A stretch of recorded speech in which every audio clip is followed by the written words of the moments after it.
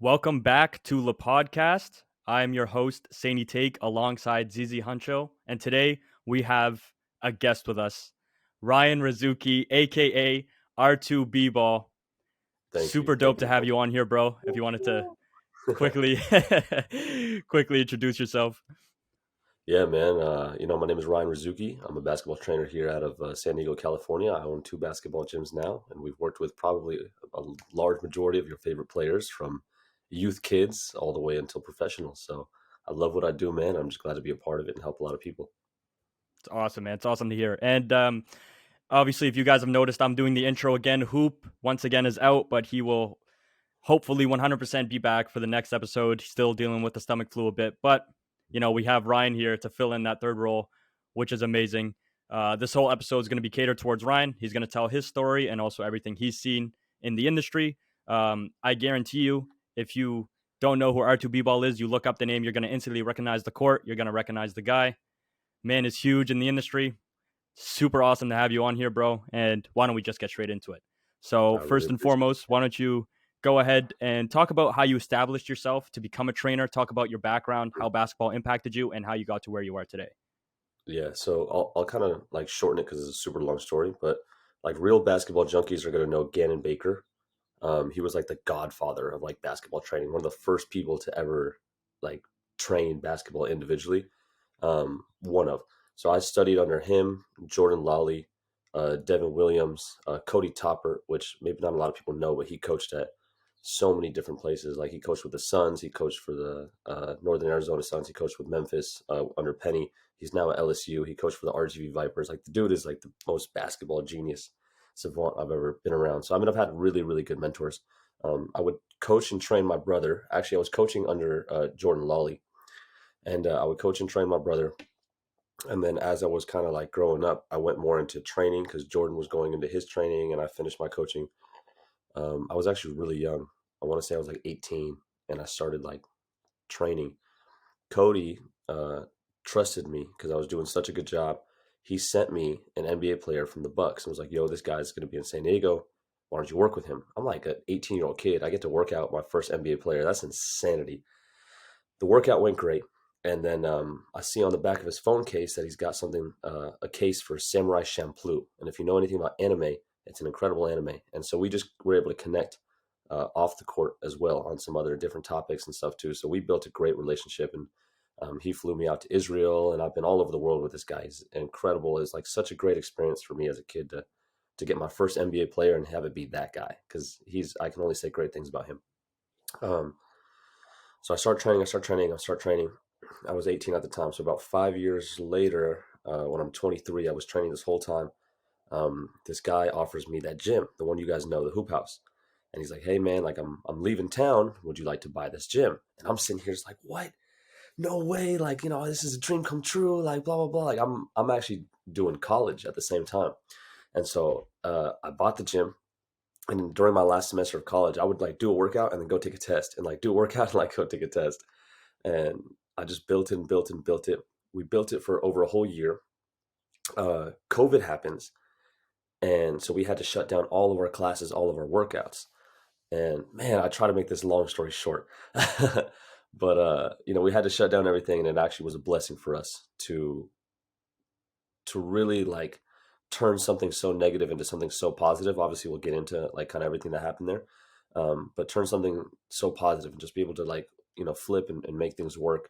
So that was huge. And then like 2 3 years later, like ever since then, I was always looking for a second facility because we probably work with about 250 players every week at the El Cajon spot. So we just are opening up another one in San Marcos. So it's really, really exciting to be able to get two facilities.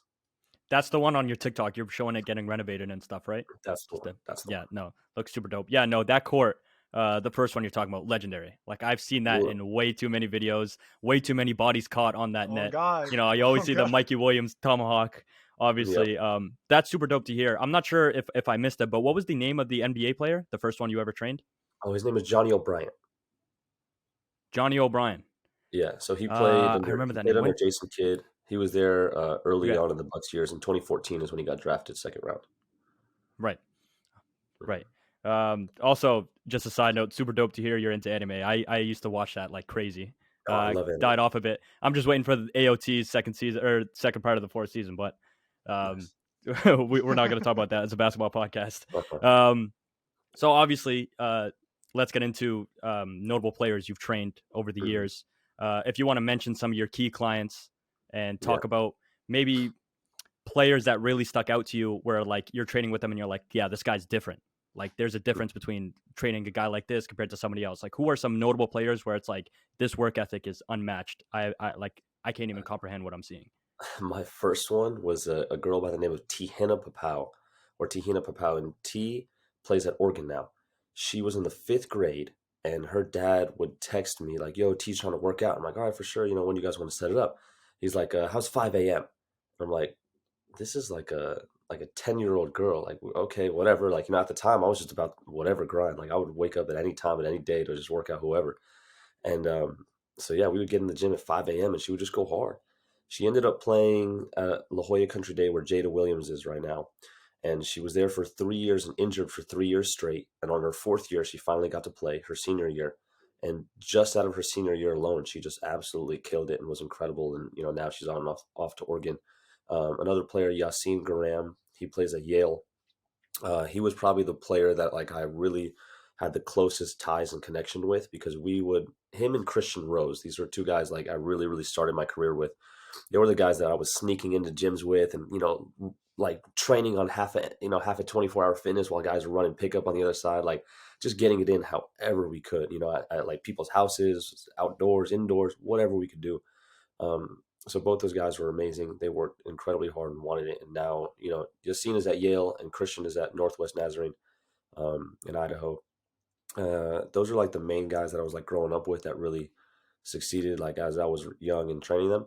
Um, and then I'm trying to think if there's anyone else in between, but obviously like Johnny worked incredibly hard and would always outwork everyone. Like he played for the Hornets and he was there with like Dwight Howard was there and stuff. And I hear a lot of stories about how he's just, you know, yeah, the NBA is a different beast, man. There's so much politics that are involved. Sometimes no matter what you do, like I'm not going to get into all that right now. Uh, but yeah, then of course, like during like the beginning of COVID, obviously Mikey's another one of those guys who just like his work ethic is so different. The amount of times that we always joke about like, all right, here we go, you know, 10 p.m. workout, all right, 6 a.m. workout, like okay, 3:30 in the afternoon, all right, here we go. And you know, just like we always joke about how just at any like literally there was a time when he texted me or he gave me a call. He's like, yo, where you at? I'm like, I'm in San Diego. He's like, man, I'm trying to work. I'm like, okay, where are you at? He's like, I'm in LA. I thought you were in LA. I was like, where are you? And you know, I was like, you know, what's the court? Where we're going? And he texted me, and I drove up to LA just because we have such a great connection and that loyalty. And like, I want to do whatever I can to make sure that he succeeds. You know, I can only do so much. Obviously, it takes a village, but I'm doing my part clearly. And yeah, so I mean, his work ethic is different. Like, he just wants to work, and I'm glad that I can provide a good environment for him. Just to like break off that uh, conversation about Mikey, I always kind of wondered this because obviously, as like a spectator, as a fan, you only see the announcement. You never really understand the background into how the decision was made. Mikey obviously committed to Memphis Hmm. earlier this year, and I was wondering, and if you can't answer this, feel free to not answer. Yeah. Do players like Mikey, like prospects looking to commit to a university or a college or whatever, do they give you insight on where they're thinking of committing as they're like in the commitment process while they're training with you? Like, do you ever have conversations with these guys where you're like, hey man, have you like came to a decision yet? Like, what are you thinking? I know you've narrowed it down to these schools. Like, is that a conversation that breaks out, or do you guys just go, you're working and you're out the gym? I can make this like a really long story and a funny story if you want, or I could give you the short version. And we, we, But we love we love details, bro. It's up to you. okay, so he's got a crib, right? He's got his new house, and I try to just check up on him and make sure he's doing okay, and you know just be a good figure in his life. And I text him, man, hey, how's everything going? I haven't heard from you in like you know a few days. It's kind of weird to not hear from you. Normally, I'm stressing out all day waiting for this random text message of, oh, great, I'll have to be at the gym in 20 minutes. You know, and that's just like a thing that we have. And he's like, oh man, like I'm hurt, I'm injured. I'm like, bro, what's wrong with you? Like, how are you hurt now? And so we're joking about it, and he had I think he dropped like either some boiling water or something like on his foot, or some hot grease on his foot. So I was like, oh my god, this guy. And so I called my mom, and I'm like, hey, my mom is from Mexico, and I was like, yo, like, what home remedies do you have? Because Mexican moms always got some like home remedies or something. I was like, what do you have, man? Let me go help this kid. And so I bought something to the store, and I went to go bring it to him. But at that time is when he was thinking about going to Kansas. So we're just chilling, hanging outside, and I'm asking him like, yo, like, what are you gonna do? And he was really thinking about going to Kansas. And so we just kind of talk a little bit here and there and go back and forth about certain things. And then, um, he was kind of just tossed up between a few different schools. If he wanted to go to Kansas, if he wanted to go to here, he was looking at, I think, like Arkansas. And then he was looking at, I forget what other schools he was looking at, but obviously Memphis. And so then one day I texted him, I was like, hey, are we getting to the gym today? And he's like, oh, no, I'm actually going to Memphis. Or I think we worked out that day, and he was going the next day. I was like, yo, are we getting to the gym tomorrow? He's like, oh, no, I'm going to go to Memphis. I was like, oh, okay, for sure. Like, I'll just see you when you get back. And so he went to go do his visit in Memphis, literally like so fast, was like, yep, I want to go here. Called me as he's in Memphis. He's like, yo, let's work out tonight. I'm like, bro, you're in Memphis. He's like, yeah, it's cool. Like, I'm going to fly back tonight. Like, let's just work out as soon as I get back. I was like, okay, like, all right, sure, let's work out. Like, let's get after it then. And so, like, that's the type of stuff where I'm telling you, like, his just workout, his grind is like so different. And it's cool to have that, like, kind of whole story that's like, yeah, we spoke about it. We talked about this, whatever. And he was just kind of sharing, like, how he kind of mapped things out to be. Um, but yeah, That that's about no, it. that's dope to hear. I always wondered that, where it's like guys who work with players who are taking that next step in their game or wherever they want to commit. Like, do people actually have insight, or is it only like something they keep within their circle, or like nothing really like not much leaking or any chance of anything getting leaked? So it's dope to hear that like you have that connection with people you train, where it's like we're on that level of like it's not just about the work, but like you actually care about that player as an individual. Yeah, I Which mean, always is the perfect recipe for success, obviously, right? You need to have that mhm. chemistry. So, For him, I um, think it's a little bit different just because from such a young age, people have always been asking him for stuff. Because he's always had like such a level of notoriety and fame as he's been like a middle school kid, and so people are always asking him for whatever pictures, autographs, content, shoot this, video this, record this, blah blah blah. Like, hey, can I have money? I don't know. Like, I don't know what people are asking him for, but I just know that people always want something from him. Like, yo, can you wear my brand? Yo, can you do this? Yo, can you do that? Like, and so I just try to like ask the least possible, and just give. And there are times where I joke and mess around, like, yo, my birthday's coming up, can I get some Pumas? Like, I'm honestly just like messing with him all the time. I'm like, bro, like, I had to drive here, like, you know I drove here 20 minutes, man, if only you bought me a new car. And I'm like completely just messing with him, but I know that so many people are just asking him for stuff all the time, and so I just try to ask for nothing, and just provide as much as I can. To your point of the notoriety and the fame that you have at such a young age, I think that it's very like essential for players like Mikey to have a guy like you to be able to fall back on and kind of just have a little bit of like normalcy with, because it's Hmm. like you said, I can only imagine the amount of people that have asked a guy like Mikey to like you said, wear things, buy things, sign things. Like that's got to be like hectic, and for him Hmm. to be able to find that like that normalcy with being able to be like, hey, you want to go to the gym 10 12 a.m. Like that's probably what the norm is for him throughout a day. Maybe it's just being able to have that Yeah. like real genuine connection. So like that's awesome that you're able to provide that for him. Yeah, whatever those like 1 or 2 hours are that we're in the gym, I just try to make it like a I don't know how to explain it the best, but like just a good part of his day at least, because I don't know what else is going on during all the other hours and stuff like. But as long as I can just try to do the best I can to provide for the time that I'm there, then at least I want to have that. And obviously, it's been good because what 3, 4 years later, like we're still working, and right. so. Really the main reason I wanted to kind of tap in on Mikey and his work ethic, because I'm sure we all remember that viral exchange between him and Damian Lillard, where he was like, "I'm not going to go to prom. I'm going to work out," Hmm. and Dame was like, "Bro, just go to prom," right? Yeah, yeah, I wanted to kind of tap into that because clearly, if you're willing to skip your prom, I'm sure you're willing to skip any other day in your high hmm, school life, right? To keep going in the gym training. So that's why I kind of wanted to bring it up. Um, But that Yeah, was I don't always know. something I don't funny. know. I really don't think he's gonna go to prom. I don't know, man. I don't think he's gonna go. Yeah, yeah. Well, there you have it, folks. But why don't we move on to a few other notable names you've worked with? Obviously, FlightReacts being one of them, the Yes. guy who carried Quarantine. Oh God. Oh, that's fun. Maybe if you wanted to tap in on Flight a little bit, talk about him as a person and any funny stories you have or interactions with him. If I can only say just incredible things about Flight, I will. We can be on this podcast for an hour just speaking about how amazing he is as a person. During the quarantine when it happened, I was actually just trying to be helpful, and I guess you'll notice this trend is I'm just trying to help like people. Like I'm not really asking for too much, but I understand that it benefits me too.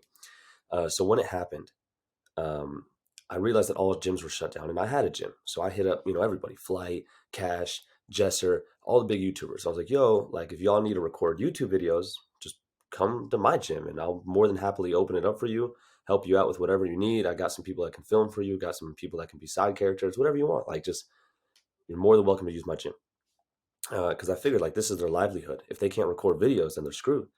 And I knew that at the same time it would help my gym because it would be showcased a lot more. Uh, well, not really a lot of people got back, but Flight got back. And I didn't know about the whole June thing. And this was around Flight, June Flight. So he's like, oh, yeah, for sure, man. Like, let's work out. And so we kind of just connected. I think we worked out maybe like 3, 4, 5 times or so. It really wasn't that much during that period because he still was busy with a lot of other stuff. But obviously, when he would come down, like it was just a combination of so many things. We had Flight, we had Mikey, we had Jazer, Cash pulled up, FaZe Rug pulled up, Brawada's pulled up. I can't even begin like to name every single person that pulled up. Stefania, Bree Green, I'm sure like White Iverson pulled. Like there was just so much going on, and it was all happening at my gym because they couldn't go anywhere else. That it was just incredible. And to speak on Flight specifically, he'll say hello to every single person in the room. He'll say goodbye to every single person in the room. He'll wait for you if you're in the bathroom to be like, all right, man, like I'll catch you later. Like, you know what I'm saying? He's just the kindest human being. And anything that we ask, like he's always more than happy to help out. And he's just great. Actually, I was supposed to see him, what day is today? Monday. I was supposed to see him on Friday. He was supposed to come to the new gym, but we still had to wait for the paint to dry. So I know I'll see him like in a week or so. That's awesome, man. I love Flight, so that's awesome to hear. Yeah. I can't believe you Let's helped him let's out in stick. June. That's insane. Yeah, Bro, like that's the legendary, bro. I don't kindest. think So you realize legendary. like that was like the peak of quarantine was June Yes, Flight. bro. It It's was June. the greatest thing. Yeah. Every comment in every single like post on every platform was, "Oh, Flight's gonna do that in June. Oh, Flight will do that in June. Like June Flight. Like Well, let's stick in the YouTube scene for a bit here. mm, Hopefully, in the future, we get a Flight React special, of course, for the podcast. But yes, um, there was obviously a 1v1 between you and Geo Wise. Geo Wise was okay, obviously a huge name, especially last year. Him and Cam Wilder, they were going back yeah, and forth for God knows how long. that was fun. Yeah, Why don't you talk a little bit about Geo Wise, that one-on-one, and obviously there's a lot of highlights of Geo Wise and there's a lot of lowlights. Obviously, you were there, so you get the raw footage of everything. mm. You see how he is as an actual player. Talk about his skill level and if players should lean towards more of the highlights or the lowlights when it comes to looking at him as a player. Here's the thing. Uh, like one of the only things I can really say, like I like Gio Wise as a person. I think he's a good dude. I don't necessarily know if he's been. I don't think he necessarily did everything like the right way, as because I think he could have. Like he had a really good chance to blow up and be one of the biggest names in content creation, and now he's not one of the biggest names. Like he's still known, but he's not like top tier in all of content creation. And I'm not saying that in any way like negatively or bad. I just think he had a chance to release it. Like you look at a dude like Tristan Jass, who took it like when he had that blow up back in whatever, like 2018, 2019, like he really, really, really took it to the next level and now is doing like spectacular things. Like I think Gio had that opportunity but didn't capitalize. Um, Regardless, people always talk about like, oh, like you have to be so good at basketball to make money in this game. You have to be so good at basketball to make it pro and blah blah blah and this and that. And I think the coolest thing that even like a guy like Gio showing is that at any level of basketball, you can turn this into a career. What I'm saying? No matter what it is, whether it's podcasting or whether it's playing or whether it's showing your highlights, like you don't put out your content and that's 100% your fault. So when people are sleeping on you, that's 100% your fault because GOY is out here posting every single day, and we know who he is, and we're talking about him right now because of how good of a job he did to market himself. So that if GOY is out here making money playing basketball, nothing's stopping you. I agree with what you said about the consistency, because I remember when Gio was blowing up, and then it was a moment like in the beginning where it was just him that everybody was really talking about, and then I guess like maybe 3 to 4 months later we see Cam Wilder come into play, being like, oh, you're not really hooping like me, I'm a better hooper, like see me with the ones, let's go 1v1 whatever. And then it's the hype is around it, so it's there. I don't know if Sandy, if you remember, it was, what was it, YouTubers versus TikTokers in fives, like stuff like that. You can capitalize on a lot of it if you really think about it when it comes to basketball, because all you got to do is get a camera, get a crew, get some fans, get a court, and you're straight. You can go get 3 to 4 other TikTokers, 3 to 4 other YouTubers that you want. But for Gio, I think that his whole identity after a while, to me at least, was like, oh, that's the dude that spam dribbles. But he had went away from I guess posting a lot of 1v1 content, especially if he had capitalized with him and Cam Wilder. I think that would have been like phenomenal. Like if they had really capitalized on that and turned it into something, they could have been like Batman and Robin in terms of content creating. Like they could have been easily a 1-2 punch. But to your credit, to your point, consistency I think is key in terms of when you're looking at content creation, TikTok specifically, and just falling out of like the public eye to the point where they have to remember who you were back then, and they're like, oh yeah, that was the kid that did this, where has he been since then? So that's interesting to me. I don't know about you, Sandy, but I love your point where you mentioned how uh, at anything to do with basketball can lead to success. You don't just have to play at the highest level, because I can give you 2 quick threes at your local YMCA before my asthma kicks in. But I'm out here doing a podcast and talking NBA twice a week, and it's working out pretty good for us, right? So um, I do love that point. Let's go back to you for a bit. Obviously, you've established yourself as one of the biggest IG internet trainers in the basketball community. Is there an end game for you? Are you looking towards maybe going to work for an NBA team, building your program even more? What is your plan for the future, or are you just kind of going along, riding the wave, just trying to hoop every single day? Yeah, the end game is the end game has been known for maybe like I've known the end game for years now. Um, because I've kind of seen different routes that you can do to take this thing. Like I said, and I mentioned it earlier, like, oh, back then I was all about the grind when I was talking about Tihina, if you remember me saying that with her 5 a.m. workouts. It's not that I'm not about the grind now. I am absolutely about the grind now, but it is just a different grind because everything is moving towards the end game. And so the end game for me was to have at least 2 gyms, because with 2 gyms I could train, let's call it 600 players a week. That means that I'm helping out physically. Obviously, me, my staff, my trainers, my facilities, we're physically helping at least 600 players a week to either, just have a better life because they're more confident, they're playing high school varsity basketball, they enjoy their career, or even move on past that and get a free education, or even past that one day and get a contract to play. We're helping those people. Then on social media, I'm helping thousands of other people. But the end game is about how many people I can help, and this is in so many different ways.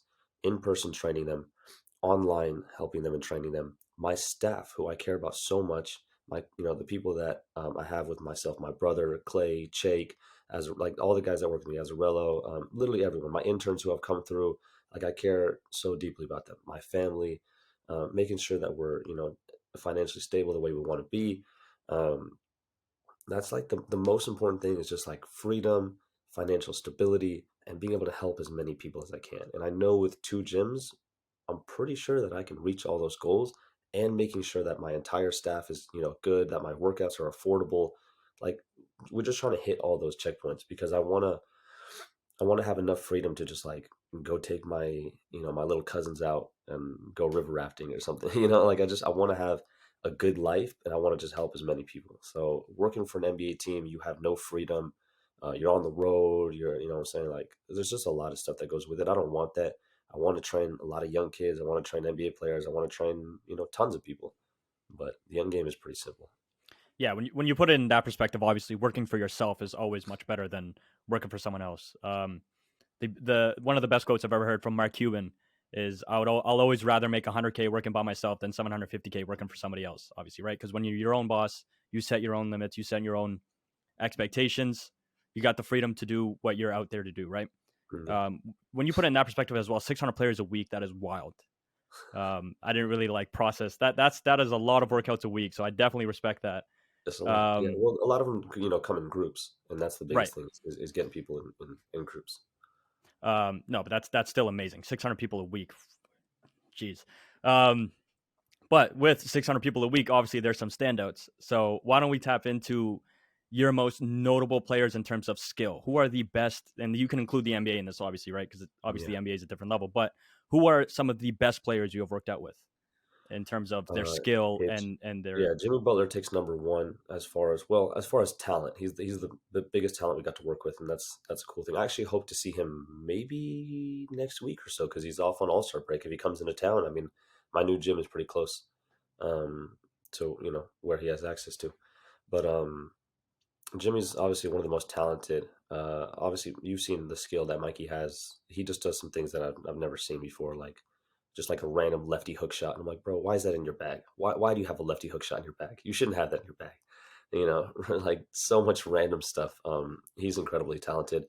Tihina Papau does not miss. She literally does not miss. Like I posted a full workout one time on YouTube, and there might have been like 4 misses in the whole workout. She doesn't miss. Jada Williams, obviously, super, super talented. A lot of girls can't move the way she moves. She moves very, very well. She gets to her spots, has a mid-range pull-up. A lot of girls don't have that. Has a post fadeaway. A lot of girls don't have that. Like, and nothing to knock on the girls' game, but she's just very talented and moves well. That's the biggest thing. A kid named Dominic Safarta. I trained him when he was really young. He worked with my brother. Kid is crazy shifty. You might have seen him before on some of my pages. Those are just one of the ones that like just kind of stand out in my head that are like incredibly talented that do a lot. So can I ask you this question about Jimmy Butler? Yeah. When was it that you guys worked together? Because if it was the Minnesota years when he was in Minnesota and he went and cooked the entire starting lineup with the third stringers, like that's crazy. If you could take credit for that, that's insane. Uh, I just want to No, know. no, no. So his skills trainer, no, sorry, not his skills trainer. His strength and conditioning trainer is an incredible guy named James Scott. James actually was bringing his children to come work out at my gym in El Cajon, but he lives a lot closer to my new gym, so he's going to end up bringing them there. But me and James have a good connection. We talk all the time, and he told me like the full story about that. I'm not going to go ahead and share it all right now, but it's such a cool thing. Like, no, we didn't have a part in that. We were around. Um, I wonder if I can say it now, technically, because I wasn't supposed to say it like at the time. Um, I wonder. I This is don't a know. safe I don't. I space. don't think anyone's gonna get. This is a Huh? safe space. Ain't nobody gonna get in trouble. We This is chilling. the internet is not a safe. The internet is not a safe space. But yeah, I guess maybe we worked out, uh, and it was good. He just got a lot of shots up. Honestly, the first time he worked out, and then during the summer after that, I randomly got a message from his boy Marquise, and Marquise was like, "Yo, what you got tomorrow?" And I was like, "Oh, I got to work out at 9 a.m. with Johnny O'Brien." He's like, "Cool, what you got at 6?" I was like, "I don't know, sleep." Like, you know. And he's like, "Oh, JB wants to work out." And I was like, "Okay, cool, just shoot me the address." And he shot me the address, and I told my guys, I was like, "Yo, we're gonna work out Jimmy tomorrow." Um, so me, my guy Clay, and my guy Chake, we just drove up, and it was Jimmy, Marquise, and Mike Smith. And so the first day, like, was so cool. It was one of those moments. Jimmy's just kind of like, "Okay, what are we doing today?" And I was like, he's basically like, put us through the workout. I was like, "All right." So we went through the whole workout. Like workout flow is so important. I don't know if you guys ever do like a bunch of weightlifting and stuff, but if you've ever been with a trainer or you've ever taken a class or something, flow matters. Because if your trainer's like, "Okay, I need you to do 10 curls and then 10 shoulder presses and then 10 chest press," and like you're moving and the flow is good, you feel like, "Dang, I got a great workout today." But if they're like, "I think we should do Bulgarians next," like you just see that kind of like lack of knowledge, lack of flow. And this was one of the best flowing workouts. Like I still think about today, like how seamless everything just flowed from, start to finish. And it was a great workout. And, we were just speaking afterwards, and he was like, "Hey, how's this? How's that? How's the gym? How's family? How's blah, blah, blah. Like, what are you doing tomorrow?" And I was like, "Nothing. What's going on?" He's like, "Cool. I'll see you tomorrow. Let's work out again." So to me, that was like one of the coolest moments ever. Like in my mind, it was like I made it moment. Like, I trained Jimmy and he wanted me to train him again. Like, it's such a big moment. Imagine if you did like an interview with Braun and then he was just like, yo, let's do this again in like a couple months. You're like, what? Like like again? Like, no way. So that was kind of how it felt to me. It was cool. My guys were excited about it. Obviously we hope to continue working with him, but his people are great people. He's great people. That was a dope connection. I mean, our podcast is a meme about LeBron, so I I see mean, that. having LeBron here in the interview and he says he wants to come back again, I'll give him a spot as Oh a God, co-host at bro, that this is point. your Right? show now. Yeah. The podcast is amazing. Yeah. Let's stay on the topic of Jimmy for a bit. Obviously, the number one thing I love about having guests, especially players who have or people who have worked around players in the NBA, they always have these like low key stories that like nobody's ever heard of. A great example is Nico Mannion. He hopped on here once and he was talking about how when he just got drafted, he had the story about Steph, about how Steph just like cooked the entire team, and it was like when he really realized like this is ridiculous, right? Yeah. What do you have any low key stories about Jimmy Butler, or something that like is definitely unheard of, but something that like stuck in your mind where you're just like, wow? That's a good question. Um, nah, not really. Like our interactions haven't been incredibly long interactions. I think we've only been in the gym like 4 times together. Um, and there was just like a couple things here and there, but honestly, he didn't really say too much because you got to get to know these guys more, and it takes a lot of time to do that. Like I said, obviously, like I have that connection with Mikey and like a lot of other top players that we work with, but we've been in the gym a lot. And so when I bring in like interns who help me out, like they come in and help out with the workouts, but Mikey doesn't know them. So that interaction is not the same. At least right away. Like they always, I feel like at that level, you always have to feel someone out, understand their agendas, understand, what they're there for, what they're doing. And so when we worked out Jimmy, like I made sure I didn't tell anyone to come with any cameras or nothing because I didn't want him to think that I'm coming in there for content. Like, what I'm saying? Like, I was just here to work you out, bro. That's what you wanted. I'm here for that. I'm here to help you. Like, I'm not here for anything else. And so I wanted him to like kind of understand that. And I'm glad that that was the case. Um, but no, we haven't really had like a crazy amount of like really longer interactions. I respect that, of course, right? You don't want to like just make a guy think that you're around there just to get some content out of him or some clout, right? So Yeah, makes exactly. sense. Um, I have a few more questions for you here. I know we talked about Flight. I kind of forgot to ask this because we segued into something else. But Mhm. obviously, Flight, he's known to be a comedian, right? I think to this day, funniest YouTuber of all time. Bro Mhm. carried quarantine. What's the funniest Flight story you have being around him? Ooh, dang, man. He said some hilarious stuff. I can't remember like all the things he said because this is what 3 years ago now almost. I'm trying to think like the funniest flight story. I don't know. Like what's interesting, he's like so genuine. I swear, he's so genuine. Like he's not even trying to be funny when we just like hang out or work out or wherever. He's just such a good dude. Um, I don't know. It's hard to say. Like I mean, he's done certain moves that kind of looked a little bit awkward, and that's always been kind of funny, or like the way he like would approach a certain move or something. But I mean, he just works hard. Like he honestly just works hard, and he's just genuine. He's not out there like clowning everything and being a character. So it's hard. Like it's hard to say. Like yeah, we probably had some interactions off the court where he's been funny. I just can't remember because it's been so long ago. Well, I know you said, I know you Right. see, I watched one of your videos and you were talking about how if you are a player, you should look to, make like, 10 shots in a row from certain spots to master your craft at a particular part of the game, right? So when you look at Flight, Yes. what part of his game do you think he truly was able to sort of master when you guys were in your training sessions? Because I've seen Flight play, and it's hilarious every time.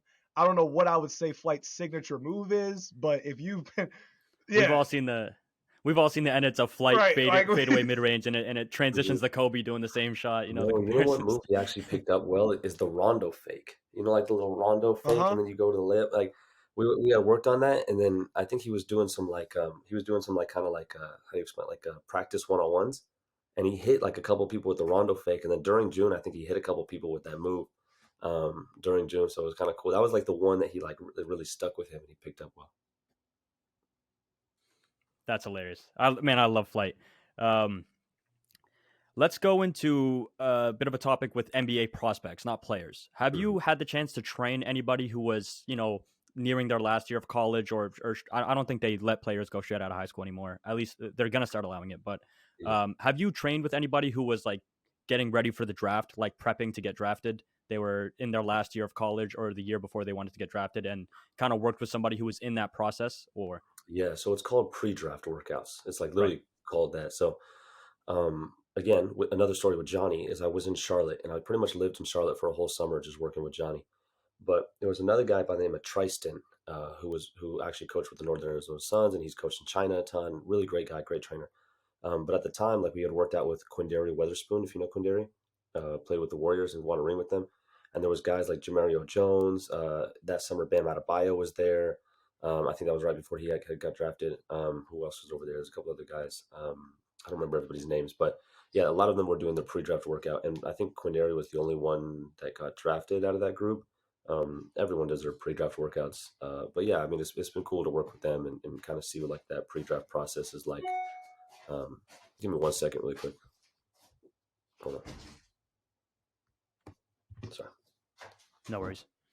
you're good.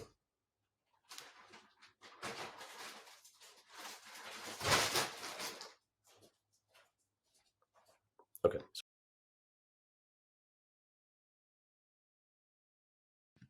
Oh, can you hear me? Can you hear me? We seem to have a bit of a connection issue here. No. Can you hear me or no? If you want to give any insight So on what you've heard far, so far, I think this yeah, has it been a has. pretty dope If episode. Flight has that Rondo fake, bro, in June, it's gonna get wicked out there. I'm telling you, bro. Who would you want to see like match up, content creator wise? Like, I would want to see a Flight, like another Flight and Cash Nasty, because I know that Cash Nasty be clowning Flight every chance he gets, but Cash is like actually pretty solid hooper. So Right. you taking I'm Flight? taking Flight. Flight with a Rondo If fake, it's I'm June, taking I'm Flight. taking Flight.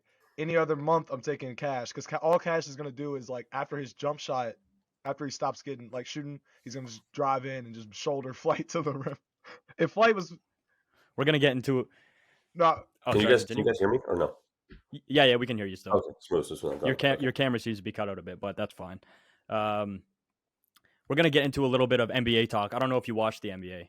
Yeah, of course. I'm sure you do if you're obviously in the industry, right? A big trade that just happened: Kyrie to the Mavs. Luka and Kyrie in the backcourt now. Their defense is looking iffy. Obviously, you would know best. How do you think that team is going to work out? Because they don't really have a solidified big. They seem to be only based on scoring. And I said this yesterday when we were talking about the trade initially. I said their kryptonite is going to be a bad shooting night. Because if any of those guys are off and they don't have the defense, teams are going to roll through them. How do you feel about that fit with Kyrie to the Mavs? That's a really good point. But what everyone's been kind of stuck on has been the same thing. They're like, oh, how are they going to work together? Luka and Kyrie, they both need the ball. Bro, Kyrie literally played with James Harden and Kevin Durant at the exact same time. So you're going to tell me that he can't play with Luka? Like, I don't agree. I don't agree that they're not going to fit together. I think Luka and Kyrie is going to be an insane backcourt. They're the scariest backcourt in the league if they're on. I think their main issue is their defense. That's what I'm looking at, right? Because the Mavs were 24th in defense compared to the league, and now you're adding Kyrie Irving, and you're getting rid of Finney Smith, who's one of your better defenders, Dinwiddie, and you didn't really add much depth. Markieff Morris. Alongside Kyrie Irving. Markieff Morris isn't the same. He's not the same, of course, though, right? You got to get a big. I think the next thing Mark Cuban needs to do is pull the trigger on any big. Like if you can find like a Miles Turner trade, a Clint Capella trade, I think they would be their championship favorites. But what's your insight on that when you have just like a heavy scoring backcourt and that's like your main thing you need to rely on? I mean, it's about the same thing that you saw with Houston years ago when it was like James Harden and Chris Paul and all them guys, and they were just banging threes left and right, and they ended up they missed like 40 threes in one night or something, and they ended up losing. That's kind of unheard of. I don't think that'll really happen with guys like Luka and Kyrie because they're both such insanely talented. I don't know, but we've seen it happen before. I think they'll be competitive. I think that the two of them are way too basketball smart to allow like a bad shooting night to happen because they're going to get the ball in the right people's hands at the right times or take the right shots. They have such a deep arsenal. Like it's not like they're just chucking threes. They both love the mid range. They both have no problem getting to the basket. They both shoot threes off the catch and off the dribble. I think for Luka, it's only going to make him a little bit easier to attack closeouts. But again, we're talking all offensively, no defense. They're going to make adjustments. I mean, the Mavericks have never been afraid um, of running different types of defenses and zones and stuff. I mean, we talk about the Dirk Nowitzki days when like teams were trying to get Dirk into every pick and roll, and they would do what's called like a scramble to scramble and make sure that Dirk was not involved in the pick and roll. Like obviously, you don't really have like a phenomenal defender that you can just like a Davion Mitchell who can just guard from everybody, but I think that they'll be okay because it's such a scoring league. How far they'll be able to take it. We'll have to see as it comes together. But that's the coach's jobs to figure out how to defend and what kind of schemes they I want to was use. saying too, they got a hell of a coach in Jason Kidd in terms of how defensive like minded he is or has been in his tenure as a coach, not just for the Mavericks, Yeah, but even back in his Milwaukee years. I was talking to Sadie about this yesterday. They traded away Spencer and Dorian, who are two of their best perimeter defenders on this team, for Kyrie Irving, and they traded him away yeah, for they needed more offense. They checked off the box of let's get Luka some help offensively. But I was talking about how teams yeah. kind of have a history of jumping the gun on wanting to win like now. When we look back at Brooklyn, they traded away their entire future for the wet dream of having Kyrie, KD, and James Harden, even though that only worked out for 16 games. Like, come on now.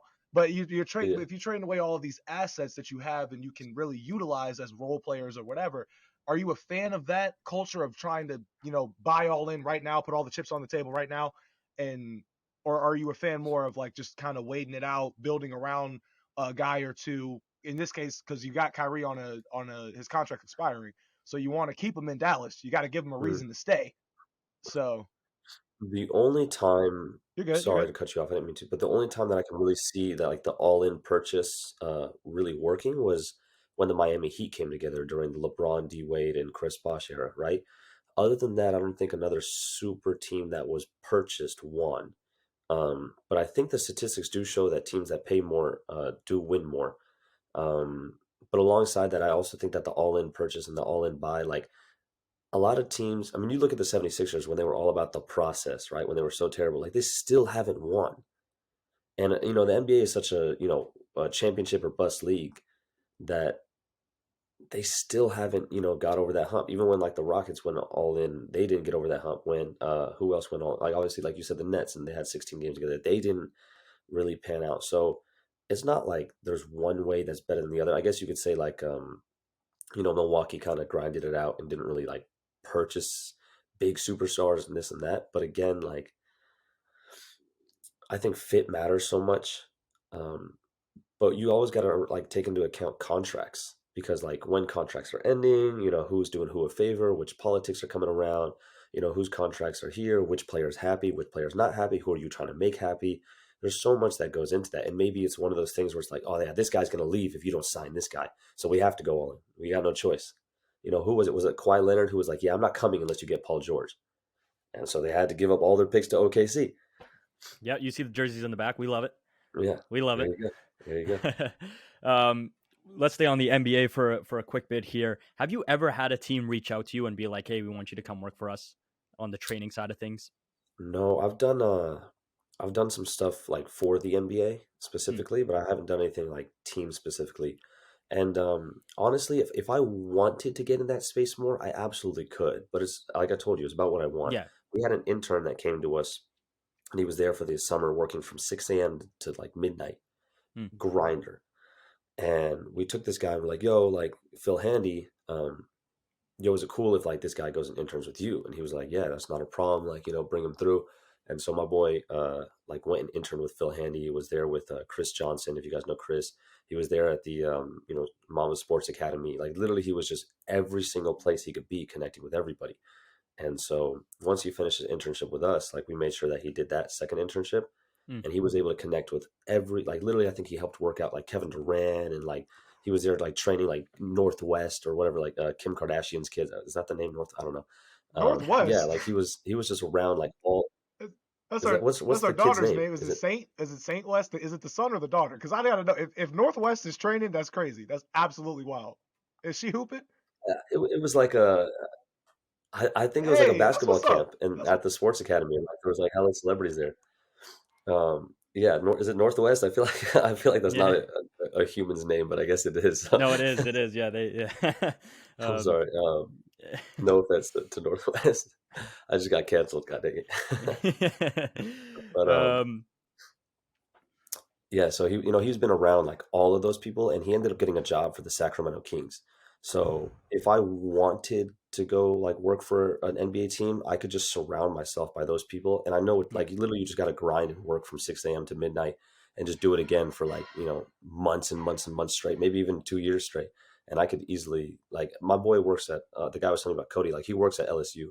I could just mm, get up and go move like there and just be like, yo, Cody, like I'm not asking for no money. I don't want no pay. Just let me do whatever I want to help out. And I could just, just grind it out for however long I need to. I mean, what's he going to do? He's not going to give me a job. Like, I'll get yeah. a job and I'm going to, I don't know. Like, I'm not saying this in like a conceited way or like, it's just, Yeah. I know what to do. Like people want that type of people around them. I mean, imagine if someone came to you and was like, yo, the podcast, like, let me clip all your shit for, the next 3 months. Let me do this. Let me do that. Yeah. Right. I mean, would you not hire that 100%. person after Yeah. Yeah. Yeah. 6 months? Yeah, of course. For sure. I have one last question for you, and Hmm. then we'll let you go on your way. For sure. Have you ever considered coaching, like an AAU team, or like starting your own? Because I know they have all those leagues, and you're always really Ah! instantly, No, no, instantly no. the no, instantly the no. Instantly no. I'll tell you why. So Sandy, let's pretend that you have a team. Let's go ahead and name your Right. team. Where are you from? Where are you from? Halifax. Halifax? Canada. Halifax. It's up in Canada. Halifax? Yeah. No, Halifax. Halifax. Halifax. Like someone was like, oh yeah, like Halifax. Yeah, Halifax. Yeah. I never thought of it like that. That's Like hilarious. I lived here for Halifax. 19 Okay, years. okay. 19 You're years. like, I've oh never man, thought of like it. Kobe's the greatest Laker of all time. Halifax. Like, okay, cool. Yeah. All right. Yeah. And Zizi, where are you I'm from? from Virginia. Virginia. Okay, so imagine, like, let's pretend that these cities are close together, right, or districts, whatever you call it. Um, let's say that you have a team, the Halifax Unicorns, and ZZ, you got the Virginia Nice. Raccoons. All right. Now, if I got my gym and you're bringing the Unicorns and the Raccoons to come and train with me, but I own a club team, and I'm like, yo, man, you trying to come out here and play for the Sun Bears? You know what I'm saying? Like you're never gonna send your players to me ever again, and ZZ's never gonna send his players to me again because Right. I'm stealing those players. I'm gonna take them That's a from you. great perspective. I did not. You I know, didn't even think so of that. yeah. Yeah. But if I just train, now you're sending your unicorns to me. I'm training them. They get better, and you know that you have this. You have the faith that I will never steer your kids to go to ZZ's team or go to my team or nowhere else. You know that they come to me, they train, they work out, they go right back to you. And same Right. with you. They come to me, they go right back to you, and that they're just going to get better. There's no politics involved, no issues, none of that. And then you think I want to hear parents complain about playing time because Timmy didn't get 20 minutes when he ain't even working outside of his practice? Like, I don't want to deal with that. That's a great point, man. I was mostly thinking about like being around the game. I didn't even think like, yeah, like why would teams want to come train with you if you're just gonna try and steal players? That makes a lot of sense. No way, But man. we're nearing the end of our episode here. It didn't even feel like For 50 real. minutes. This was super dope to talk to you, man. Yeah. We would love to have you on again. Absolutely. R2Bball, best trainer in the game right now, obviously. Thank you. Guys, Thank make you. sure to go check him out on all socials. If you're looking to be in the hoop scene, I know we have a lot of players who listen to our show. Hit him up. Oh, Take your God. game to another level. Obviously, proof's Yeah, in the man. pudding. Sun Bears. I'm trying to think here, man. I want to let's get something. Let's get the last piece here that they can just clip. Like the last Let's mic do it. drop. Boom, boom. Let's do it, I'm not. man. You got It's on you. It's on you. you got a crazy Mikey Williams story or anything we can run with, bro? We can do it. Oh shoot. Let's see. You got to start to stir the pot a little bit. I'm trying to think off the top of my head. A crazy one. Let me think. There's got to be plenty of them. A crazy one. I saw one of your videos where he tried to East Bay one of the dudes who tried to dunk on him and Mikey Oh my blocked God. it, and then it was like it cut and Mikey was like Mikey tried to Oh, East Bay it right back. I'll tell you about Okay. that day. Actually, that day was wild. Is like I said, some days the flow is just amazing. And so that was one of those days where the flow was just incredible. And I like to always have a help side defender around the basket because when they shoot, that guy can just help rebound. And it's just nice to, you got to hit someone with a Euro step or you got to hit them with a move or, switch hands or something like instead of just getting a free layup once you blow by the guy. I think it's a little more realistic. So the guy was down there, and the way we had structured our workouts in that gym is we do like a bunch of half court stuff. We would do, like pick and roll and handoffs and pop out and, whatever V cuts and stuff like that and mid post work. And then we would finish attacking the downhill basket where he got posterized many times. And so that day, like Mikey went up and like tried a nasty dunk. And he's like, hold up, like run that back. And I think the guy like jumped with him. He's like, yo, run it back. Like jump with me. Right. And so the guy jumped up and tried to block it. And I don't remember if he like made the dunk or missed the dunk, but he's like, no, like for real, jump with me. And so the guy block it. Mikey was telling him like, I want you to block my dunk. And the guy was just like excited. He's like, yeah, like I'm gonna block this dunk. And so he jumps up, and obviously like Mikey had punched on him like 1 or 2 times. And the other guy, DJ Dudley, had like punched on him too. But the guy didn't really know how to like jump correctly. Like he was kind of jumping like to the side. He wasn't like catching body to body. And it wasn't like we were trying to set him up. Like he legit was trying to block these dunks. But then it became a thing. Mikey was like, yo, like I'll bet you, I remember what they said. They're like, I'll bet you like, $50. You can't block my dunk. And I don't know why the guy made the bet. He was like, yeah, let's do it. And we're all sitting there just like, why would you do this? Why would you bet him that? There's a clip. I got to find this out. There's a clip on my iPad somewhere deep in the archives of the guy cash apping him the $50. Oh. And obviously Mikey punched it on him. And then for some reason, he just kept jumping. So the whole day, he just kept jumping with him. He volunteered to be a body bag for the day, a personal body bag. Yo. Yes. Man, you might as well have given him 100 for that. I would have just gave him $50 right back. Like, just, hey, man, appreciate you. Because, I mean, Mikey's only getting better. Like, what you mean? If I'm in a gym with Mikey Williams and he tries to bet me $50 that he can dunk on me, I'm packing my bag and going home. There's no way. I'm keeping my money. I'm keeping my money. I would never. That's hilarious, though. You guys have a clip of this dunk? Yeah, they're all over. I gotta find it somewhere, but yeah, they're all we're over. looking for that because we gotta put that. That's hilarious. I need to see that. Yeah, there's like I think there must have been like at least like 10 posters that day. Like DJ windmilled on him. Mikey tried to East Bay on him. There was the 360 reverse dunk that went viral. Watching Mikey dunk bro. I don't know. I don't understand to this day. Like I don't understand how players like that can get their shoulder or their arm that far back. That seems ridiculous to me. Yeah, the flexibility is insane. It's wild. Again, for anybody out there, you need 2 quick threes at a YMCA. I'm your guy. I'm also your guy. Anything else, you hit up Ryan. Anything else, you hit up Ryan. This was an awesome episode, bro. Did not feel like. I would love that. I really would. I would love that. I would. The podcast training session. Such a dope episode. Such a great listen. Thank you for hopping on, bro. You're welcome to come back on at any point. Seriously, one of the best guests we've had so far. 100%. Super dope to get your insight, especially when you have the perspective of so many other players. You see so many different things. If you're in the basketball scene again, you're trying to come up, R2Bball is the number one guy to go to, obviously. But that's it for episode 49. Episode 50 next, which is wild. I can't believe we're already about to be 50 episodes. Do we know who the guest is? Do we know who the guest is, or we can't spill the beans on that? For the next episode, we don't have guests every episode. We don't have guests every episode. This is a special occasion. We have guests on a special occasion. Is the topic specifically on the Luka Kyrie thing, or you guys got some other topics you're going to? We did Luka Kyrie yesterday. See, we usually record on Sundays and Thursdays, but we were trying to cater around your schedule, so we did Sunday, Monday this week. Yes, sir. I mean, we had to get you on, bro. We had to get you on. Yeah. But yeah, man, this is super dope to talk to you again. Oh, I got one for you. Okay, I got a topic that you guys got to discuss next week when you get on. Let's do it. Okay.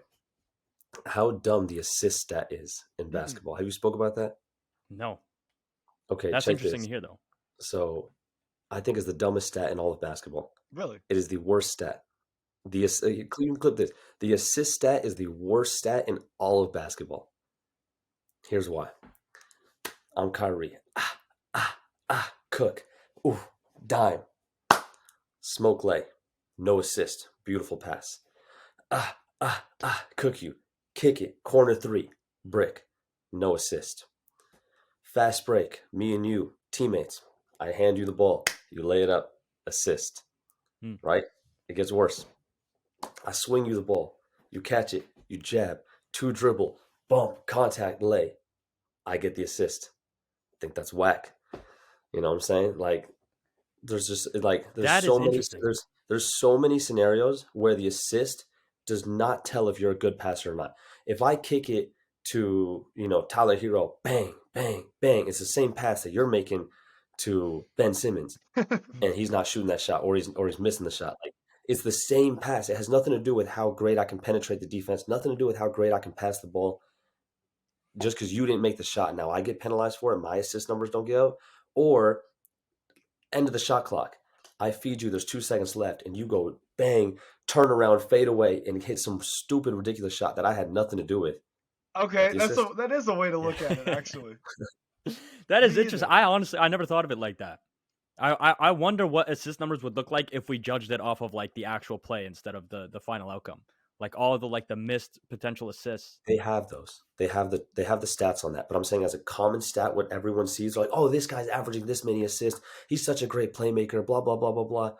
Bro, like, you know how many guys are averaging only like 6 assists when they should be averaging freaking 25 if they had a better shooter on their team, or if they had a guy who cut harder, or actually made some layups, or you always want to talk about like, oh, if the guy makes 2 free throws, it should count as the assist. Like, it's not my fault. The majority of the years, LeBron was in Cleveland, I feel like we could probably count a lot of missed assists that he had. Imagine he might be the all-time assist leader at this point. Jesus. Fair. That's interesting. That's an interesting point. The other one that the NBA needs to fix is they need to make a screen assist I like common that stat. idea. So imagine if I set you a screen and you come off and you get a layup, or you come off and you shoot the midi, or whatever. So, you get the scenario.